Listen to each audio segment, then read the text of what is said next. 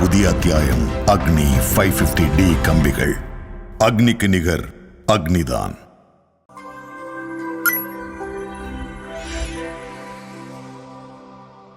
வணக்கம், கிரீனிடா ராஜவேல் பேசுகிறேன். முன்பெல்லாம் நமக்கு சத்தான சுவையான உணவுகள்லாம் நம்ம சாப்பிட்டுருக்கோம். இன்றைக்கி நம்ம குழந்தைகள்லாம் பார்த்திங்கன்னா பீட்சா, பர்கர் அப்படிங்கிற உணவை தேடி போயிட்டாங்க. ஆரோக்கியமாக இருக்கா அப்படின்னா இல்லை.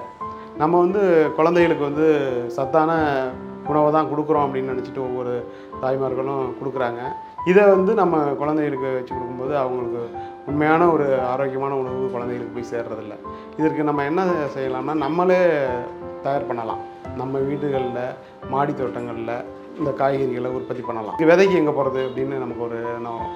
நம்ம வீட்டில் உள்ள அஞ்சரைப்பட்டியிலேயே இருக்கிற அந்த வெந்தயத்தை எடுத்து ஒரு கீரை பண்ணலாம். பக்கத்தில் வேலியில் இருக்கிற அந்த பிரண்டை எடுத்துகிட்டு கொஞ்சம் வைக்கலாம். முருங்கை மரம் எல்லா இடத்துலையும் இருக்கும். அதை ஒரு கிளையை எடுத்துகிட்டு ஒரு பையில் வைக்கலாம். எங்கேயுமே போய் தேடிட்டு போய் விதைக்காக அலைய வேண்டிய அவசியமே இல்லை. அந்த மாதிரி மாடிகளில் அதை வளர்த்து நமக்கு தேவையான கீரைகளையும் காய்கறிகளையும் பழங்களையும் கூட இப்போ வெயில் காலம், இப்போ வெள்ளரி பிஞ்சு வெளியில் போய் வாங்கினோம்னா ஒரு கட்டு 25 ரூபா 30 ரூபான்னு சொல்லுவாங்க.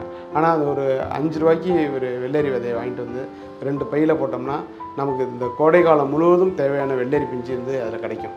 அது நம்ம கிரீனிடாவோட மாடி தோட்டத்திலே ஒவ்வொரு ஆண்டும் நாங்கள் அதை பண்ணிகிட்ருக்கிறேன். 10 ரூபாய்க்கு தான் அந்த வெள்ளரி விதையை நான் வாங்குவேன்.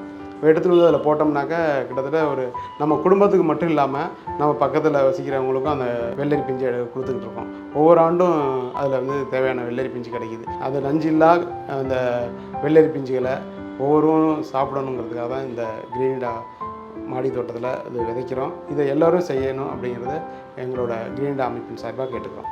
போத்தி சாமுத்திரிகாப்பட்டி இல்லாம கல்யாணமா? சாமுத்திரிகாப்பட்டி இருந்தா தான் கல்யாணம். போத்தீஸில் சாமுத்திரிகாப்பட்டு.